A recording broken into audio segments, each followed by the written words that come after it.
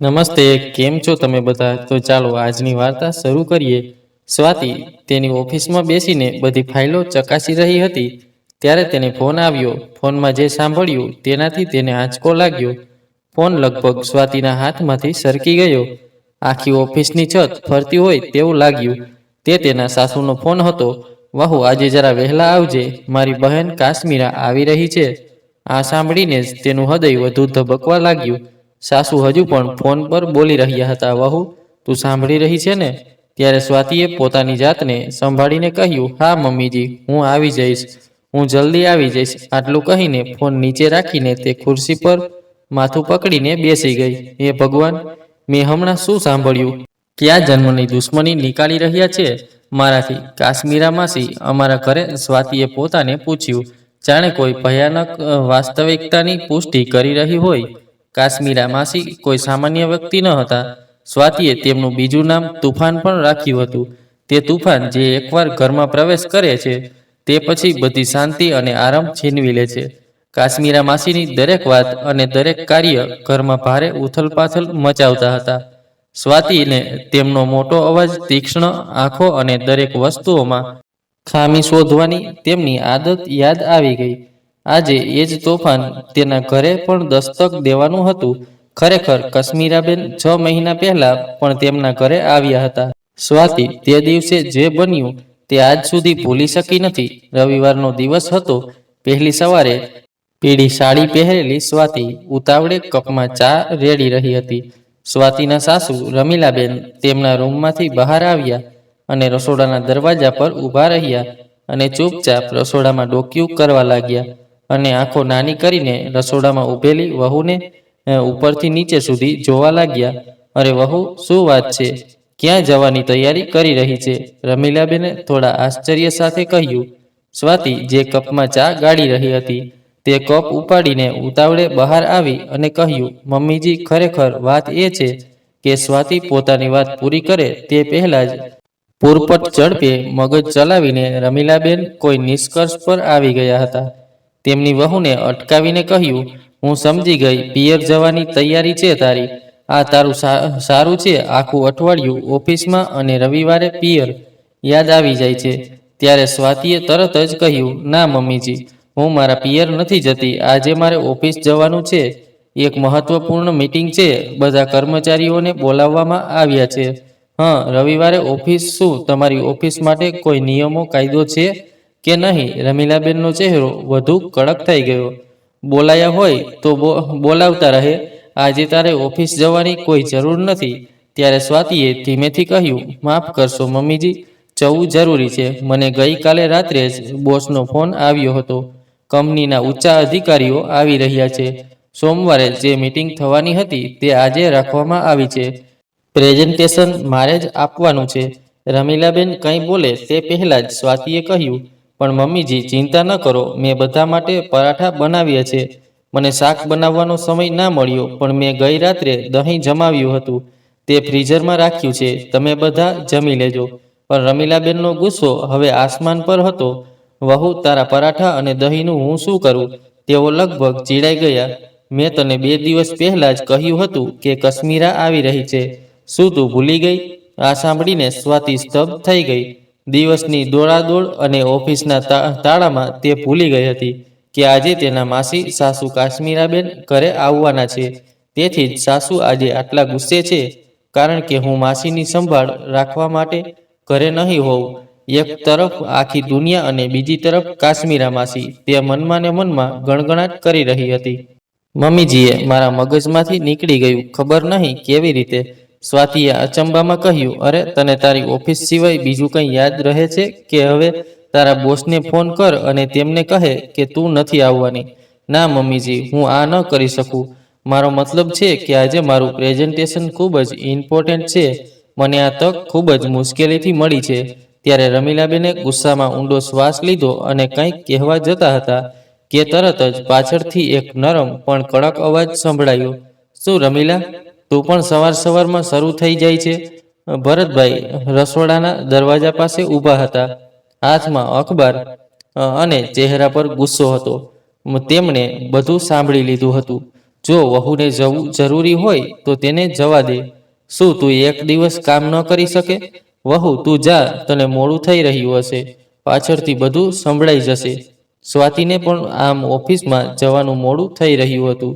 સસરા તરફથી લીલી ઝંડી મળતા જ તેને રાહતનો શ્વાસ લીધો. તરત જ તે રૂમ તરફ ચાલી ગઈ, પોતાની બેગ ઉપાડી અને પાછળ જોઈને કહ્યું, થેન્ક યુ પપ્પાજી, હું જલ્દી પાછા આવવાનો પ્રયત્ન કરીશ.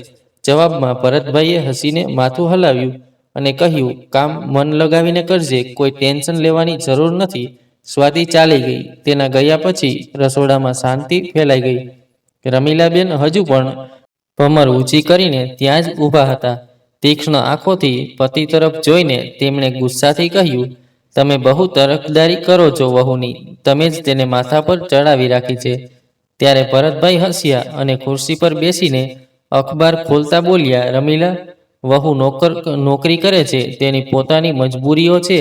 તેને જે ઓર્ડર મળે છે તે મુજબ કામ કરવું પડશે. આ કોઈ સરકારી નોકરી નથી જ્યાં રવિવારે પણ રજા હોય. તેના ઉપર બિચારી છોકરી સવારથી રાત સુધી દોડતી રહે છે અને પછી તું પણ તેને વાતો સંભળાવવા લાગી. આજ સુધી તું હંમેશા વહુને ઘરમાં કામમાં સાથ આપતી હતી, તો પછી આજે તું અચાનક તેના પર ગુસ્સે કેમ થઈ ગઈ? રમીલાબેનનો અવાજ ધીમો પડી ગયો. તેઓ થોડીવાર ચૂપ રહ્યા, પછી જાણે પોતાના હૃદયનો ભાર હળવો કરવાનો પ્રયાસ કરતા હોય તેમ બોલ્યા, હા, હું સમજુ છું તેની મજબૂરી, પણ હું તેને સાથ આપું છું. પણ તમે પણ જાણો છો, આજે કશ્મીરા આવી રહી છે. તેના આગમનની જાણ હોવા છતાં વહુ ઘેરે ના રહી. તે જોઈને તેને કેટલું ખરાબ લાગશે, મારું અપમાન થશે. તે અલગ કે રવિવાર હોવા છતાં વહુ બહુ ઠાઠથી ઓફિસ ગઈ છે અને સાસુ અહીં રસોડામાં મહેનત કરી રહી છે. અપમાનની ચિંતા છોડો અને કામ વિશે વિચારો. તે આવે તે પહેલાં આપણે બધું તૈયાર કરી લઈએ. તું શાક માટે વઘાર તૈયાર કર, હું શાક સમારી લઉં છું. કશ્મીરા આવે ત્યાં સુધીમાં ખાવાનું તૈયાર થઈ જશે. જો આપણે બંને સાથે મળીને કરીએ તો કામ થઈ જશે અને વધારે સમય પણ નહીં લાગે. આ સાંભળીને રમીલાબેને આશ્ચર્યથી તેમની સામે જોયું. તમે શાક કાપશો? શું તમારી પાસે આ અખબાર સિવાય સમય છે? ત્યારે ભરતભાઈએ અખબાર બાજુ પર રાખતા કહ્યું, લો, મેં અખબાર બાજુ પર રાખી દીધું. હવે મને જલ્દી કહે કે ક્યુ શાક કાપવાનું છે. આ સાંભળીને રમીલાબેને પહેલા ત્રાસી નજરે જોયું, પછી તેમના હોઠ પર હળવું સ્મિત આવી ગયું. થોડીવારમાં ભરતભાઈ આરામથી શાક કાપી રહ્યા હતા. ત્યારે રમીલાબેને ગેસ પર શાક માટે વઘાર બનાવવા લાગ્યા. જરા મીઠું જુઓ તો, ઓછું તો નથી ને? બધું તૈયાર કર્યા પછી રમીલાબેને કહ્યું, શું તે બનાવેલા શાકમાં ક્યારેય ઉપર નીચે હોઈ શકે છે? ભરતભાઈએ હસતા હસતા કહ્યું અને એક ચમચી શાક લઈને ચાખ્યું. ચાખતાની સાથે જ તેમણે કહ્યું, આજે મારી જીભ પર એ જ જૂનો સ્વાદ આવી ગયો. વાહ રમીલા, તારા હાથમાં હજુ પણ એ જ જાદુ છે. તારા હાથોને ચૂમી લેવાનું મન થાય છે. રમીલાબેનનું હાસ્ય રસોડામાં ગૂંજી ઉઠ્યું. વૃદ્ધાવસ્થામાં પણ તમે ફિલ્મી વાતો કરવાનું ભૂલતા નથી. વૃદ્ધ થઈ ગયા છો હવે તો સુધરી જાવ. તો શું શ્રીમતી, આપણું જીવન પણ એક ફિલ્મ જેવું છે, જેમાં ડ્રામા, લાગણીઓ અને તારા જેવી હિરોઈન છે. આ સાંભળીને રમીલાબેન હસ્યા. તેમનો ચહેરો ચમકી ગયો. એટલામાં જ બહારથી એક ઓટોનો અવાજ આવ્યો. લો, વિલનની પણ એન્ટ્રી થઈ ગઈ. આ કહેતા કહેતા ભરતભાઈ હસ્યા અને તેમની વાત સાંભળીને રમીલાબેનના ભ્રમર કરચલીઓ પડી ગઈ. આમ તો આટલી હિંમત માટે રમીલાબેને તેમને સારું એવું લેક્ચર આપ્યું હોત, પણ તેમની બહેન દરવાજા પર હતી, તેથી તેઓ ચૂપચાપ ચહેરા પર સ્મિત સાથે બહાર નીકળી ગયા. કાશ્મીરાબેન ઓટોમાંથી નીચે ઉતર્યા. દબંગ સહેલી, બેપરવાહ ચાલ અને હંમેશા પરિચિત સ્મિત, ચમકતી લીલી સાડી, ઊંચો બન અને હાથમાં ભારે બેગ. તેમના ચહેરા પર એક આત્મવિશ્વાસ હતો જે વર્ષોથી અકબંધ હતો. આવ કશ્મીરા, અમે તારી જ રાહ જોઈ રહ્યા હતા, રમીલાબેને ઉષ્માભરી રીતે કહ્યું અને બંને બહેનો એકબીજાને ગળે લાગી ગઈ. ગેટ ઉપરથી વાતચીત શરૂ થઈ ગઈ. મુસાફરી ઠીક તો હતી ને? હા, હું શું કહું, ઓટો ડ્રાઈવરે મને આખા શહેરનો ચક્કર લગાવી દીધો. ક્યાં ક્યાં નથી ફેરવી મને. હું તો થાકી ગઈ. ભરતભાઈએ કાશ્મીરાબેનની બેગ પકડી અને ત્રણેય અંદર આવ્યા. જ્યારે કાશ્મીરાબેન ઘરમાં પ્રવેશ્યા ત્યારે તેમની તીક્ષ્ણ આંખોએ પહેલા આસપાસ જોયું. આમ તો રમીલા, તે ઘરની ખૂબ સારી સંભાળ રાખી છે. કાશ્મીરાબેને વખાણ તો કર્યા, પણ તેમની આંખો હજુ પણ અહીં અને ત્યાં ભટકતી હતી. રમીલાબેને હળવું સ્મિત આપ્યું. અરે બહેન, હવે બધું વહુ સંભાળે છે. તે જ ક્ષણે કાશ્મીરાબેનની નજર વહુના રૂમ તરફ ગઈ. તેમના ભ્રમર ઊંચા થયા. અરે આ વહુ ક્યાં ગાયબ થઈ ગઈ? કાશ્મીરાબેને ઊંચા અવાજમાં પૂછ્યું, જાણે તેમને કંઈક ખોટું થયું હોય તેવું લાગ્યું હોય. ત્યારે રમીલાબેને ઊંડો શ્વાસ લીધો અને થોડા શરમાતા કહ્યું, બસ શું કહું કાશ્મીરા. મીરા તે નોકરી કરે છે ને, આજે રવિવારે પણ તેને ઓફિસમાં બોલાવેલી હતી. આ સાંભળીને કાશ્મીરાબેનની આંખો વધુ પહોળી થઈ ગઈ. રવિવારે તેમણે આશ્ચર્ય સાથે કહ્યું. તે સમયે વિશાલ તેના 5 વર્ષના દીકરાને લઈને રૂમમાંથી બહાર આવ્યો. તેના હાથમાં ફોન હતો, પણ તેની મા અને માસીને જોઈને તેને ફોન ખિસ્સામાં મૂકી દીધો. અરે વિશાલ દીકરા, આવ. કાશ્મીરાબેને તેને આશીર્વાદ આપ્યા. ત્યારે તેમણે થોડા આશ્ચર્ય સાથે કહ્યું, વહુ રવિવારે પણ ઓફિસ ગઈ છે? આ શું વાત થઈ? વિશાલે ખભા ઊંચા કર્યા. બસ માસી, પ્રાઇવેટ નોકરી છે, કોઈ સરકારી તો છે નહીં. રજાની કોઈ ગેરંટી નથી. કાશ્મીરાબેને માથું હલાવ્યું. લો, હું તમને બધાને મળવા આવી હતી. વહુ વિના બધું અધૂરું અધૂરું લાગશે. ત્યારે રમીલાબેને હસીને કહ્યું, અરે બહેન, અમે લોકો તો છીએ જ ને, આપણે બેસીને વાતો કરીશું. આમ પણ વહુ કહેતી હતી કે તે જલ્દી આવી જશે. પણ રમીલા, જો વહુ નહીં હોય તો જમવાનું કોણ બનાવશે? અને એવું ના કહેતી કે બહારથી મંગાવી લઈશું. હું બહારથી આવેલું સડેલું ખાવાનું નથી ખાતી. ના પેટ માને છે કે ના તબિયત. ત્યારે રમીલાબેને તરત એ જ જવાબ આપ્યો, અરે બહારથી ખાવાનું મંગાવવાનું કોણ કહી રહ્યું છે? વહુ બધું બનાવીને ગઈ છે. ઠીક છે. આ સાંભળીને કાશ્મીરાબેનની આંખોમાં રાહત છવાઈ ગઈ. તો પછી કાંઈ વાંધો નહીં. હું બસમાં ભૂખથી મરી રહી હતી. ચાલો, મને જલ્દી ખાવા માટે કંઈક આપો. ત્યારે રમીલાબેને અને ભરતભાઈ ઝડપથી કામે લાગ્યા. ટેબલ પર ભોજન પીરસવામાં આવ્યું. બટાકા કોબીનું શાક, મસાલેદાર દાળ અને મરચાંનું અથાણું. રમીલાબેનને બધાને ગરમા ગરમ રોટલી પીરસવાનું શરૂ કર્યું. કાશ્મીરાબેને ભોજન પર એક નજર નાખી અને પ્રશંસા કરતા કહ્યું, વાહ, આ તો લાજવાબ લાગે છે. જો વહુએ બનાવ્યું હોય તો તેનો સ્વાદ જરૂર સારો લાગશે. ત્રણે ટેબલની આસપાસ બેઠા કાશ્મીરાબેને પહેલો કોળિયો ખાધો અને તેમની આંખો આનંદથી બંધ થઈ ગઈ. ડાઇનિંગ ટેબલ પર થોડી શાંતિ છવાઈ ગઈ. એક પછી એક કોળિયો ચાવતી વખતે કાશ્મીરાબેન અચાનક અટકી ગયા. તેમના હાથ હવામાં સ્થિર રહ્યા અને તેમની નજર રમીલાબેન પર અટકી ગઈ. શું હું તને કંઈ પૂછી શકું? રમીલા, હા પૂછને બહેન, આ બધું વહુએ બનાવ્યું છે? આ સાંભળીને રમીલાબેનનો ચહેરો અચાનક ફીકો પડી ગયો. થોડીવાર માટે તેઓ અવાક રહી ગયા. પછી તેમણે ઝડપથી કહ્યું, હા હા, વહુએ બનાવ્યું છે. ત્યારે કાશ્મીરાબેને ભ્રમર ઊંચા કરીને કહ્યું, મારાથી જૂઠું? કાશ્મીરાબેનની આંખો રમીલાબેનના ચહેરા પર ઊંડી નજર નાખી રહી હતી. હું તારી બહેન છું રમીલા. શું તું તારા હાથનો સ્વાદ નહીં ઓળખી શકું? ત્યારે રમીલાબેનના કપાળ પર પરસેવાના ટીપા ચમકવા લાગ્યા. તેમણે તેમના પતિ તરફ હળવા સ્મિત સાથે જોયું અને કહ્યું, જોયું, મેં તમને કહ્યું હતું ને, કાશ્મીરા ઓળખી જશે કે મેં આ જમવાનું બનાવ્યું છે. ભરતભાઈ પણ હસ્યા અને નાટક આગળ ધપાવતા કહ્યું, હા ભાઈ, સાચેમાં હું તમને બંને બહેનોને માની ગયો. તમે એકબીજાને ખૂબ સારી રીતે ઓળખો છો. તમારા બંનેનો કોઈ જવાબ નથી. કાશ્મીરાબેન વિજેતાની જેમ હસ્યા અને પછી ખાવા લાગ્યા. હા ઠીક છે, સ્વાદ ખરેખર લાજવાબ છે રમીલા. આ દરમિયાન રમીલાબેનને તેમના પૌત્ર મોન્ટુને તેના રૂમમાં જમવાનું આપી દીધું. મોન્ટુ અંદર ટીવી જોઈ રહ્યો હતો.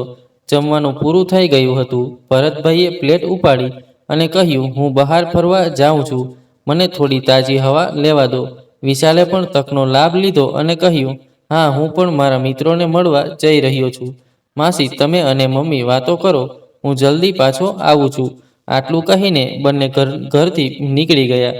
રમીલાબેનને હજુ ખાધું ન હતું, તેથી તેમણે પોતાની થાળીમાં ખાવાનું મૂક્યું અને ખાવા બેઠા. રમીલા, તને નથી લાગતું કે તું તારી વહુને વધારે પડતી સ્વતંત્રતા આપી દીધી છે? એવી કઈ મુશ્કેલી આવી પડી હતી કે આજે તે ઘરે ના રહી શકી? રમીલાબેને સહેજ હસીને વાત ટાળવાનો પ્રયાસ કર્યો. અરે ઠીક છે ને, કોઈ વાત નહીં. આટલું કહીને તેમણે થોડું ભોજન કર્યું, પણ કાશ્મીરા વિષય ટાળવા તૈયાર ન હતા. ઠીક છે, અરે શું ખાક ઠીક છે? જો વહુ ઘર ન સંભાળી શકે તો પછી પુત્રના લગ્ન કરાવવાનો શું ફાયદો? મેં એવી વહુઓ પણ જોઈ છે જે ઘરનું સંચાલન પણ કરે છે અને બહાર કમાઈ પણ છે, અને સાસુ તે ફક્ત બેસીને આરામ કરે છે. આપણે આખી જિંદગી કામ જ તો કર્યું છે, હવે આ ઉંમરે પણ રસોડામાં કામ કરવું પડે તો પછી વહુનો શું ફાયદો? ત્યારે રમીલાબેને ઊંડો શ્વાસ લીધો અને શાંત સ્વરે કહ્યું, અરે કાશ્મીરા, મારી વહુ પણ કંઈ ઓછી નથી. જ્યાં સુધી તે ઘરે હોય છે ત્યાં સુધી તે આખું ઘર સંભાળે છે. તે સવારથી રાત સુધી ભાગદોડ કરે છે, પછી પૈસા કમાવવા માટે બહાર જાય છે. જો હું તેને ઠપકો આપું તો પણ તે શાંતિથી સાંભળે છે, તે વળતો જવાબ નથી આપતી.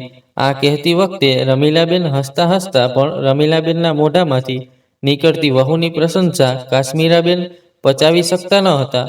તેમણે સ્પષ્ટ શબ્દોમાં કહ્યું, પણ આ બધાનો તને શું ફાયદો? મારી બહેન તે ઘરે કેટલો સમય રહે છે કે ઘર સંભાળશે? મને જરા જુઓ, હું 2 વહુની સાસુ છું. મેં બંને વચ્ચે છે ઘરકામની જવાબદારી વહેંચી દીધી છે. મેં તેમને પહેલાથી જ કહ્યું હતું કે હું કામ નહીં કરું. હવે બંને વહુઓ આખું ઘર સંભાળે છે.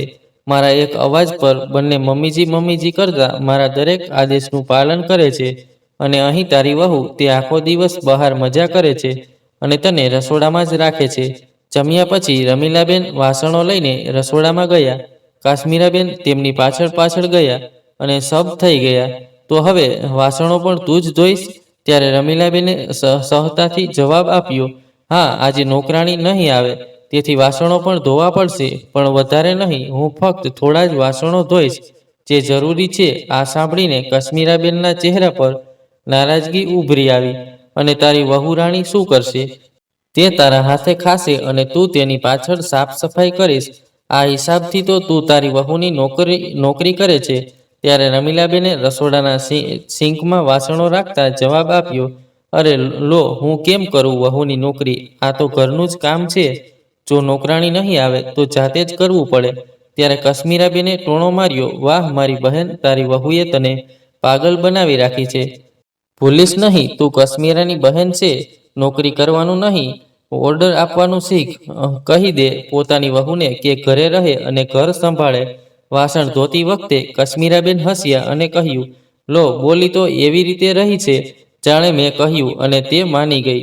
સ્વાતિ કોઈ પણ સંજોગમાં પોતાની નોકરી નહીં છોડે. તેને પૈસા કમાવવાનો જોશ છે. આ સાંભળીને કાશ્મીરાબેને માથું પકડી લીધું. હે ભગવાન, તો પછી તું આવી જ એ છોકરીને તારી વહુ બનાવીને કેમ લઈ આવી? તે તારું જીવન બરબાદ કરી દીધું છે. રમીલા તો રમીલાબેને થોડો વિરોધ કર્યો અને કહ્યું, ના કાશ્મીરા, મારી વહુ સારી, શિક્ષિત, બુદ્ધિશાળી છે. જો તે થોડું ઘરનું કામ ના કરે તો એમાં મારું જીવન કેવી રીતે બરબાદ થઈ ગયું?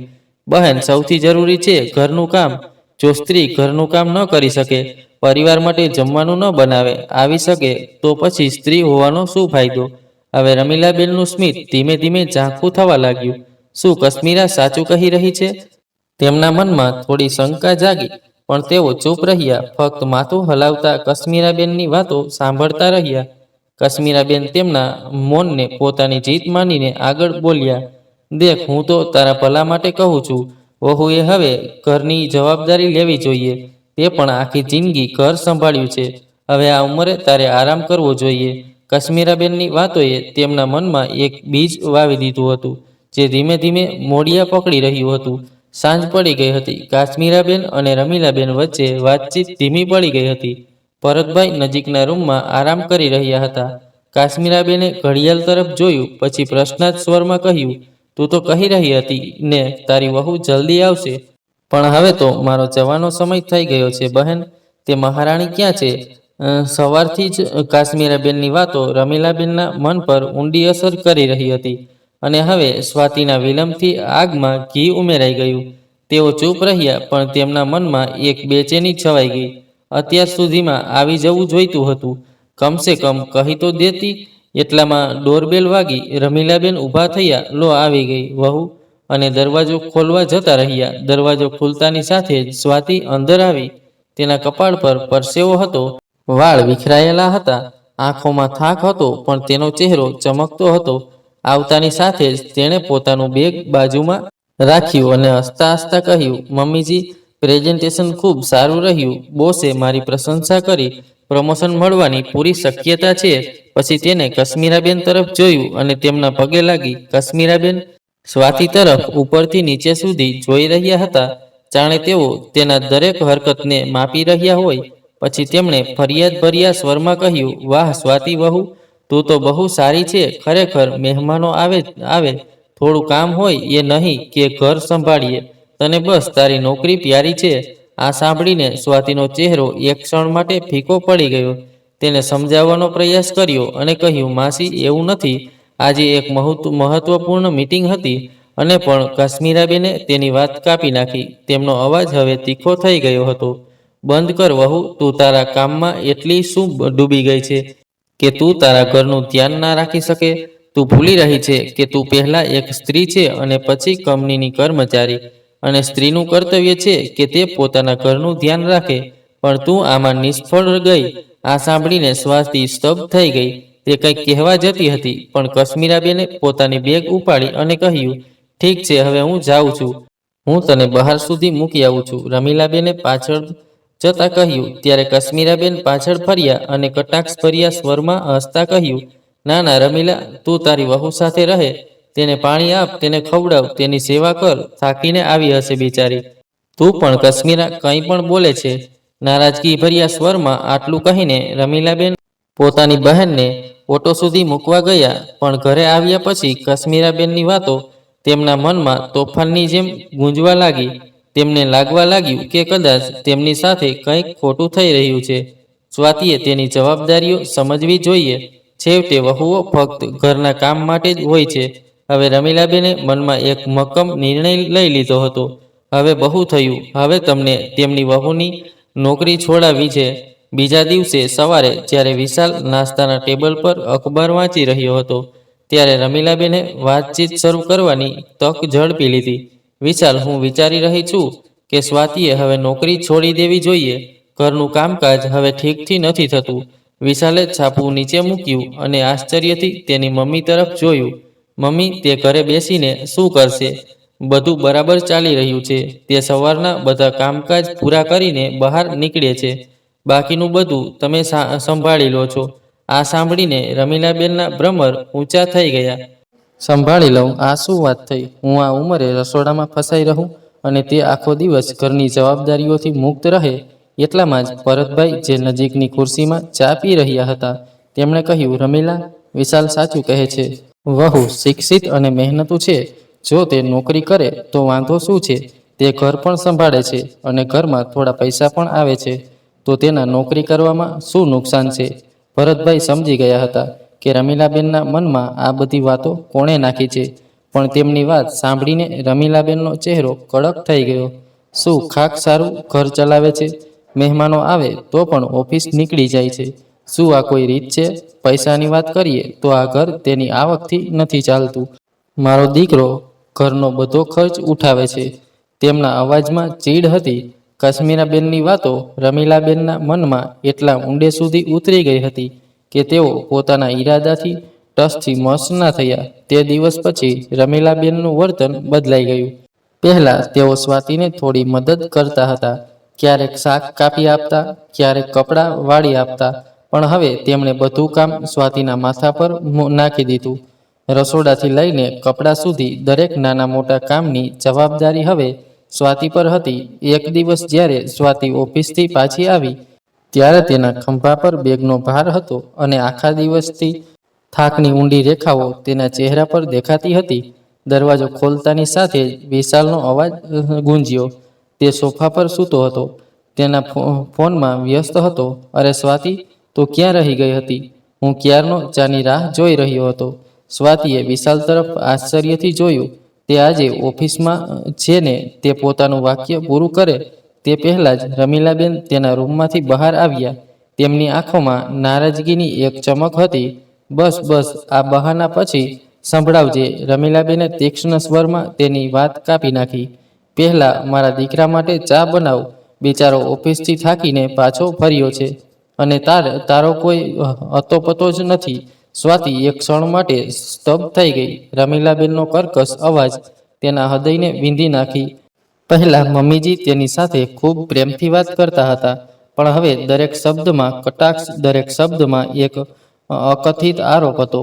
તેનું કંઈક કહેવાનું મન થતું હતું, પણ ચૂપ રહી. તેણીએ પોતાનો બેગ ટેબલની ધાર પર રાખી અને રસોડા તરફ જતી રહી. મમ્મીજીનું બદલાયેલું વલણ, વિશાલની ઉદાસીનતા, બધું જ તેને અંદરથી તોડી રહ્યું હતું. છતાં તેણીએ પોતાને સંભાળી અને ચા બનાવીને બધાને આપી. રાત્રિનો સમય હોવા છતાં સ્વાતિ જ બધી દોડધામમાં ફસાયેલી રહી. રાત્રિ ભોજન બનાવવું, પીરસવું, રસોડું સાફ કરવું, બધું જ તેની જવાબદારી હતી. અને સવારે તેણે ધોયેલા બધા કપડાં હજુ ફોલ્ડ કરવાના બાકી હતા. આખો દિવસ ઓફિસમાં કામ કરીને તે પહેલેથી જ થાકી ગઈ હતી અને હવે રહી કસર હવે પૂરી થઈ રહી હતી. જ્યારે તે આખરે પલંગ પર પડી ત્યારે આંખના પલકારામાં ઊંઘે તેને પોતાની આલિંગનમાં લઈ લીધી. તેની આંખો ક્યારે બંધ થઈ ગઈ તેનો તેને ખ્યાલ પણ ન રહ્યો. બીજા દિવસે સવારે પણ તે ખૂબ જ મુશ્કેલીથી પોતાનું બધું કામ પૂરું કરવાની ઉતાવળમાં હતી. ત્યારે અચાનક ઓફિસની કેબનો હોર્ન વાગ્યો. તે પોતાને અરીસામાં જોઈ પણ ન શકી અને વાળ કાકસો કર્યા પર્સ ઉપાડીને દોડી ગઈ. આ થોડા દિવસો સુધી ચાલ્યું. એક દિવસ જ્યારે સ્વાતિ વહેલા સવારે ઉઠી ત્યારે તેને જોયું કે મોન્ટુ બેચેનીથી પલંગ પર પડખા ફેરવી રહ્યો હતો અને ચહેરો લાલ હતો. મોન્ટુ, સ્વાતિએ ચિંતાતુર સ્વરમાં બૂમ પાડી અને તેના કપાળને સ્પર્શ કર્યો. તેનું કપાળ ભરી રહ્યું હતું. મમ્મા, મને માથાનો દુખાવો થઈ રહ્યો છે. મોન્ટુ તૂટતી અવાજમાં કણસતો બોલ્યો. સ્વાતિ એક ક્ષણ માટે મૂંઝવણમાં પડી ગઈ. અરે, તને ખૂબ તાવ છે. તેને તરત જ થર્મોમીટર કાઢ્યું, તાવ ચેક કર્યો. 102 ડિગ્રી હતો. વિલંબ કર્યા વિના સ્વાતિએ ઘરમાં રાખેલી તાવની દવા આપી. પછી તે મોન્ટુના કપાળ પર ભીની પટ્ટી લગાવવા લાગી. વિશાલે તેને સ્પષ્ટ કહ્યું હતું કે તે ઓફિસમાંથી રજા નહીં લઈ શકે, તેથી સ્વાતિને જ ઘરે રહેવું પડશે. સ્વાતિએ ઓફિસમાં મેલ કરીને ઘરેથી કામ કરવાની પરવાનગી માંગી, પણ બોસે સ્પષ્ટ કહ્યું હતું કામ અધૂરું ન રહેવું જોઈએ. સ્વાતિ, આજે સાંજ સુધીમાં ક્લાયન્ટ મીટિંગ છે. તારો રિપોર્ટ જરૂરી છે. ઘરેથી કરી લે, પણ મોકલવો પડશે. સ્વાતિએ ઊંડો શ્વાસ લીધો. થોડીવાર પછી તેણીએ ડોક્ટર પાસેથી ઓનલાઈન સલાહ લીધી. ડોક્ટરે તેને દવાઓ પણ લખી આપી. દવા આપ્યા પછી તેને મોન્ટુને સુવડાવી અને રૂમમાંથી બહાર આવી. રમીલાબેન લોબીમાં આરામથી બેઠા હતા. સવારનો ભક્તિ સંગીતનો કાર્યક્રમ ટીવી પર ચાલી રહ્યો હતો. હવે મોન્ટુની તબિયત કેવી છે? રમીલાબેને પૂછ્યું. ત્યારે સ્વાતિએ કહ્યું, મમ્મીજી, હું તમને શું કહું, તેને ખૂબ જ તાવ હતો. દવાથી તાવ તો ઉતરી ગયો, પણ માથાનો દુખાવો હજી ઓછો નથી થયો.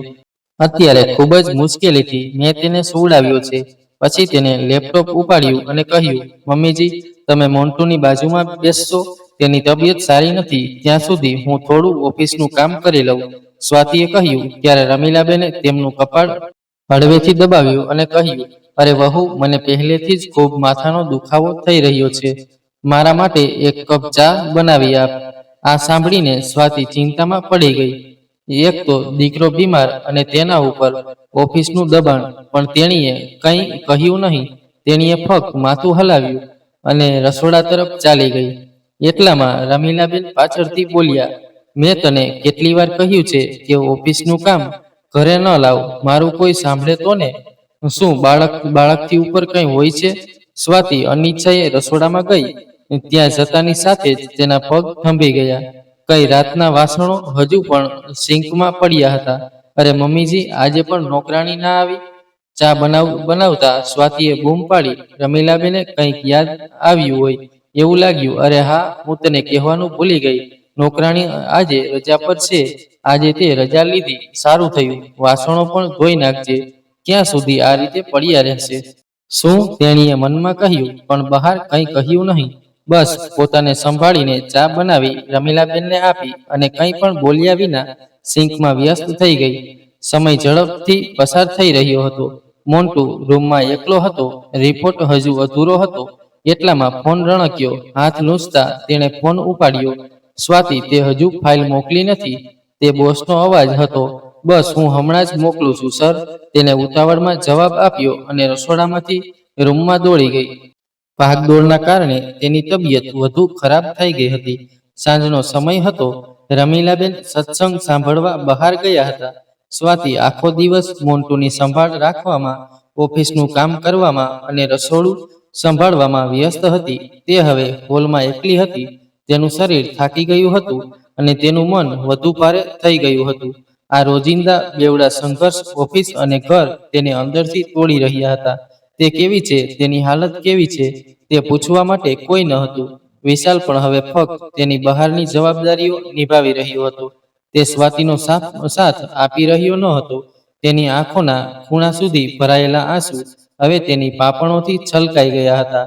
તેને સોફા પર માથું ટેક્યું અને તેની આંખોમાંથી અનાયાસે આંસુ ટપકવા લાગ્યા. તે જ ક્ષણે એક હળવો અવાજ આવ્યો. સ્વાતિએ ઝડપથી પોતાના પલ્લુથી આંસુ લૂછ્યા. જ્યારે તેણે જોયું તો ભરતભાઈ અંદર આવી ગયા હતા. સ્વાતિની ભીની આંખો અને નમેલો ચહેરો જોઈને તેમનું હૃદય પીગળી ગયું.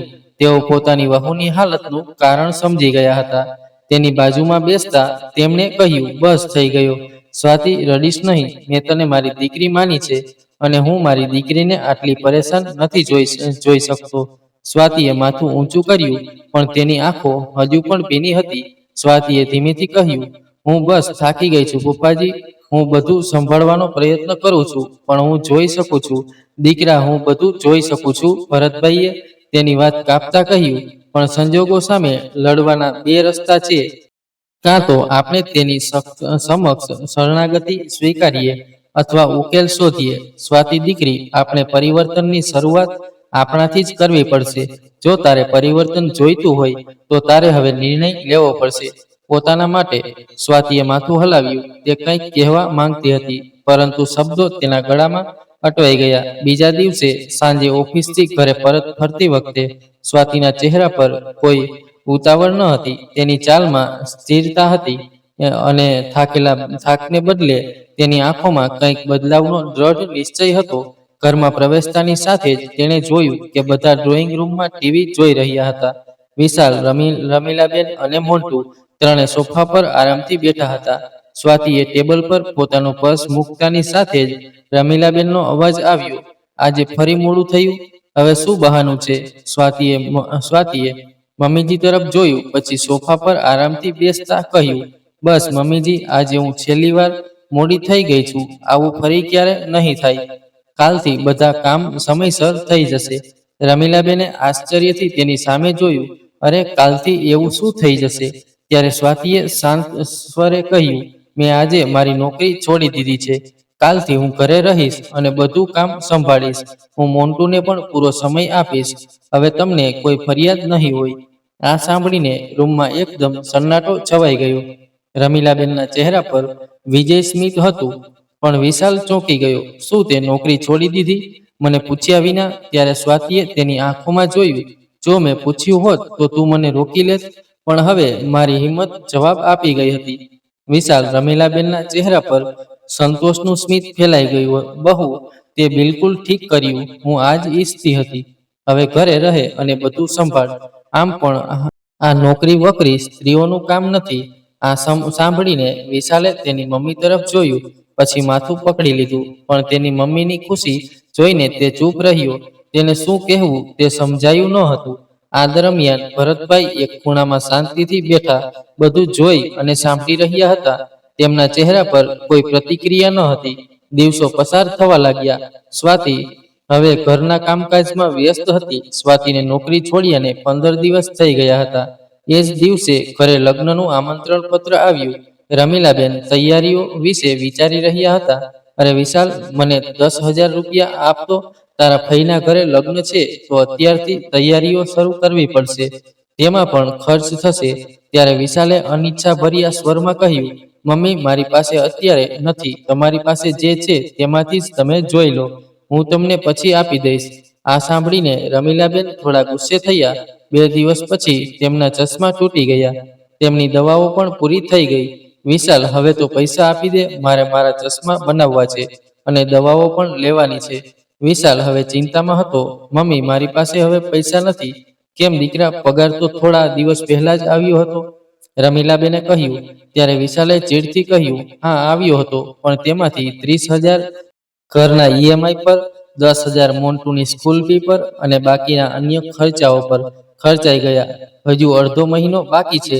હું શું કરું, કેવી રીતે મેનેજ કરું? ત્યારે ભરતભાઈએ મૌન તોડ્યું. પણ દીકરા, આજ સુધી ક્યારેય પૈસાની કોઈ સમસ્યા નથી થઈ. ત્યારે વિશાલે તેના પિતા તરફ જોયું અને ગુસ્સાથી કહ્યું, કેવી રીતે થતી સમસ્યા? સ્વાતિને તેની નોકરીમાંથી દર મહિને 50,000 રૂપિયા મળતા હતા. તેમાંથી જ ઘરની ઈએમઆઈ અને સ્કૂલ ફી નીકળી હતી. ત્યારે અચાનક વિશાલ ઊભો થયો. સ્વાતિ તરફ જોઈને તેને ઠપકો આપતા સ્વરમાં બૂમ પાડી, તું નોકરી છોડીને એવી રીતે બેસી ગઈ છે જાણે ઘરના ખર્ચ સાથે તારો કોઈ સંબંધ જ ન હોય. સ્વાતિને થોડા દિવસોમાં પ્રમોશન મળવાનું હતું. પ્રમોશન સાથે તેનો પગાર પણ 1.5 ગણો વધી જતો. આ સાંભળીને રમીલાબેનની આંખો પહોળી થઈ ગઈ. પછી વિશાલે બૂમ પાડી, શું તે ક્યારે વિચાર્યું છે સ્વાતિ, આટલી મોંઘવારીમાં ઘર કેવી રીતે ચાલશે? હું એકલો બધું કેવી રીતે મેનેજ કરીશ? સ્વાતિ કંઈ બોલે તે પહેલા જ ભરતભાઈનો ગંભીર અવાજ ગુંજી ઉઠ્યો, દીકરા, આ પ્રશ્ન વહુને નહીં, તારી માને પૂછ. રમીલાબેને આશ્ચર્યથી તેમની સામે જોયું. તમારો મતલબ શું છે? મેં વહુને નોકરી છોડવાનું નથી કહ્યું. તેણે આ નિર્ણય પોતાની જાતે લીધો છે. રમીલાબેન પોતાનો બચાવ કરતા બોલ્યા, પણ ભરતભાઈ આજે તેમને છોડવાના મૂડમાં ન હતા. હા, નિર્ણય વહુનો હતો, પણ એ નિર્ણયનો પાયો કોણે નાખ્યો એ પણ સમજવું પડશે. રમીલા, હું ફક્ત એટલું જ કહેવા માંગુ છું કે જેમ પૈસા કમાવવા માટે એક કરતાં વધુ વ્યક્તિઓની જરૂર પડે છે, તેવી જ રીતે ઘર ચલાવવા, સંભાળવા અને જાળવવા માટે એક કરતાં વધુ વ્યક્તિઓની જરૂર પડે છે. તું હંમેશા વિચારતી હતી કે તારો દીકરો જ આખો દિવસ કામ કર્યા પછી ઓફિસથી થાકીને ઘરે આવે છે, પણ શું તે ક્યારે વિચાર્યું છે કે તારી વહુ પણ આખો દિવસ કામ કરીને ઓફિસથી થાકીને ઘરે આવે છે? શું તેની ઓફિસ અલગ છે, જ્યાં ફૂલોના બગીચા લાગેલા હોય, જ્યાં તે ઝૂલા પર બેસીને ફક્ત તાજી હવાનો આનંદ માણે છે? ના રમીલા, તે પણ વિશાલની જેમ જ કામ કરે છે. તે કલાકો સુધી કોમ્પ્યુટર સ્ક્રીન પર ઝૂકીને રહે છે. મીટિંગોમાં તેનો શ્વાસ પણ અટકી જાય છે. સમય મર્યાદાનો ભાર તેના ખંભા પર પણ છે. પણ તે તો વિચાર્યું જ નહીં કે વહુ પણ થાકી જાય છે. તે પણ માંસ અને હાડકાની બનેલી છે. એ મશીન નથી જે સવારથી રાત સુધી થાક્યા વિના કામ કરી શકે. ક્યારેક તેને ઓફિસથી પાછા આવીને થોડી ક્ષણો માટે શાંતિથી બેસવાનું મન પણ થતું હશે. રૂમમાં શાંતિ છવાઈ ગઈ. ભરતભાઈના શબ્દોનો પડઘો તેની અસર છોડી ગયો હતો. ભરતભાઈના શબ્દો રમીલાબેનના હૃદયમાં તીરની જેમ વીંધાઈ ગયા હતા. તેમની આંખો હવે જમીન તરફ તાકી રહી હતી, જાણે પસ્તાવાનો ભાર તેમને નીચે ખેંચી રહ્યો હોય. તેઓ મનમાં પોતાને કોસી રહ્યા હતા, હું મારી વહુ પ્રત્યે આટલી ક્રૂર કેવી રીતે બની ગઈ? કશ્મીરાના શબ્દોમાં ડૂબી જઈને મેં સ્વાતિ સાથે આટલો અન્યાય કેવી રીતે કર્યો? તેમની આંખોમાંથી પસ્તાવાના આંસુ સરી પડ્યા, જે તેમના ગાલ પર વહી ગયા. ત્યારે જ મૌન તોડીને વિશાલ બોલ્યો. તેના અવાજમાં પસ્તાવાનું સ્પષ્ટ પ્રતિબિંબ હતું. સ્વાતિ, મારી પણ ભૂલ છે.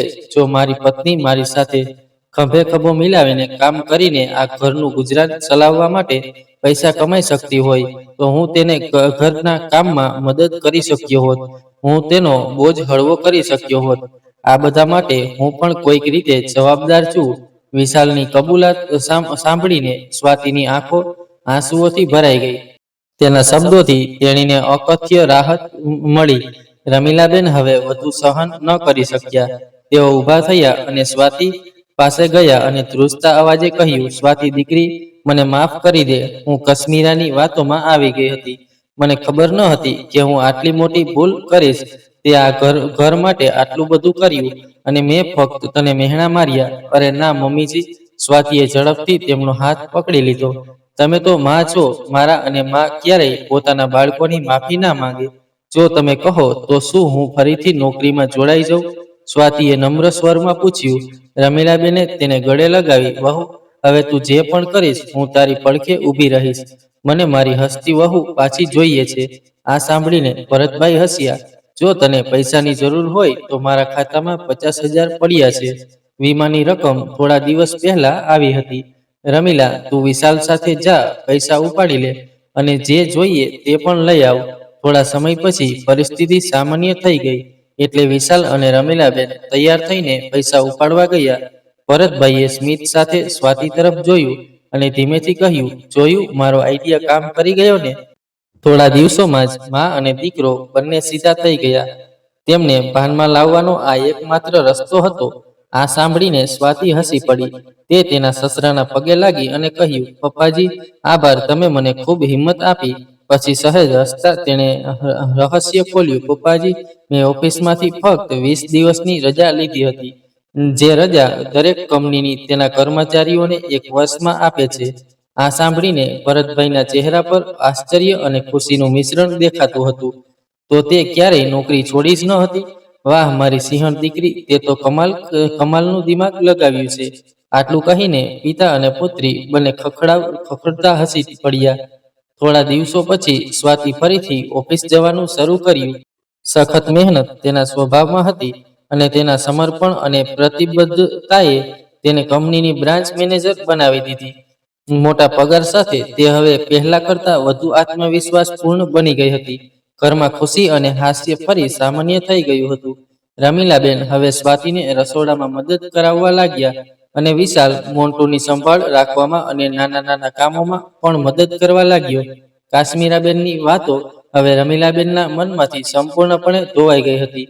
આજે જ્યારે 6 મહિના વીતી ગયા અને સ્વાતિને સમાચાર મળ્યા કે તેના માસી સાસુ આજે ફરી ઘરે આવી રહ્યા છે, ત્યારે તેનો ચહેરો ફીકો પડી ગયો. સ્વાતિનું હૃદય જોરશોરથી ધબકતું હતું. આટલી બધી મહેનત પછી જે ઘર ફરીથી હસતું હતું, તેમાં એ જ કશ્મીરા માસી પ્રવેશવાના હતા, જેમના ઝેરી શબ્દોએ પહેલા આ ઘરનો પાયો હચમચાવી નાખ્યો હતો. સ્વાતિ ઓફિસથી વહેલી પાછી આવી ગઈ. થોડીવાર પછી ઘંટડી વાગી, પણ જ્યારે દરવાજો ખુલ્યો ત્યારે સ્વાતિની આંખો આશ્ચર્યથી પહોળી થઈ ગઈ. ઘરમાં પ્રવેશેલા કાશ્મીરા માસી કોઈ બીજા જ હતા. થાકેલા, નિરાશ, બિલકુલ મૌન. તેમના ચહેરા પર કોઈ ઘમંડ નહોતો કે તેમની ચાલમાં પહેલા જેવી લાપરવાહી ન હતી. ફક્ત એક થાકેલી વ્યક્તિ જે જીવનના ઉતાર ચઢાવથી હારેલી લાગે છે. તેઓ સોફા પર શાંતિથી બેસી ગયા. ઘરમાં શાંતિ છવાઈ ગઈ. રમીલાબેને પૂછ્યું, કેમ છે કાશ્મીરા? કાશ્મીરાબેનની આંખો આંસુઓથી ભરાઈ ગઈ. કેવી હોઈશ રમીલા? તેમનો અવાજ રૂંઝતો હતો. પછી એવું લાગ્યું કે તેમના હૃદયનો બંધ તૂટી ગયો અને અચાનક તેઓ રડી પડ્યા. હોલમાં બધા ચોંકી ગયા. સ્વાતિ, વિશાલ અને ભરતભાઈ. કોઈને કંઈ સમજાયું નહીં. ઘરે બધું બરાબર તો છે ને? રમીલાબેને ચિંતાથી પૂછ્યું. ત્યારે કાશ્મીરાબેને રડી પડ્યા અને બોલ્યા, કેવું ઘર રમીલાએ? ઘર હવે મારું નથી. મારું ઘર બરબાદ થઈ ગયું છે.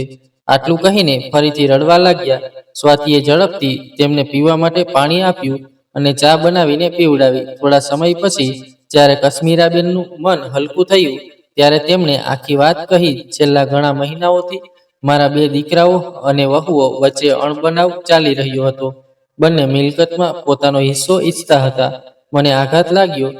જે ભાઈઓ એક સમયે રામ લક્ષ્મણની જેમ એકબીજા માટે પોતાનો જીવ આપવા તૈયાર હતા, પણ પોતાની પત્નીઓના પ્રભાવમાં આવીને એકબીજાના જીવનના દુશ્મન બની ગયા. મેં તેમને ખૂબ સમજાવવાનો પ્રયાસ કર્યો, પણ તેઓ ના માન્યા. તેમણે મિલકતને 2 ભાગમાં વહેંચી દીધી અને મારા વિશે વિચાર્યા વિના ઘર છોડી દીધું.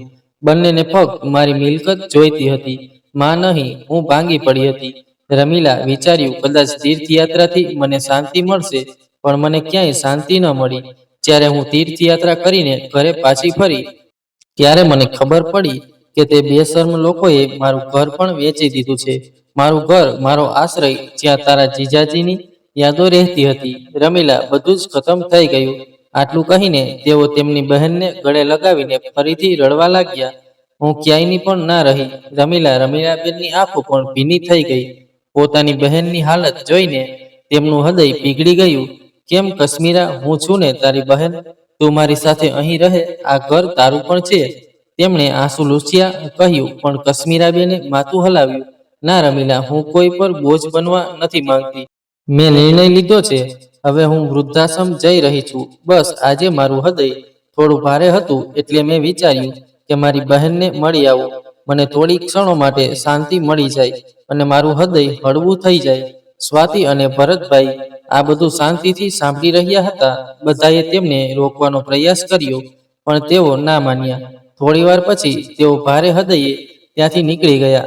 તેમની હાલત જોઈને ભરતભાઈ વિચારવા લાગ્યા, કદાચ આ ભગવાનનો ખેલ છે, જે બીજાના ઘરોમાં આગ લગાવતી હતી આજે તેના પોતાના ઘરે જ આગ લાગી ગઈ. કોઈ વ્યક્તિ સ્વીકારે ન સ્વીકારે, વ્યક્તિને તેના કર્મોનું ફળ અહીં જ મળે છે. ફક્ત આપણા કર્મો જ આપણી સામે આવે છે. જો દરેક વ્યક્તિ આ વાત સમજી લે તો આ પૃથ્વી સ્વર્ગ બની જાય. તો તમને આ વાર્તા કેવી લાગી? જો તમને વાર્તા ગમી હોય તો લાઈક, કોમેન્ટ અને શેર કરજો. અને જો તમે નવા હોય તો ચેનલને સબસ્ક્રાઇબ કરજો. તો ચાલો ફરી મળીએ એક નવી વાર્તા સાથે. આવજો. ધન્યવાદ. જય શ્રી કૃષ્ણ. જય માતાજી.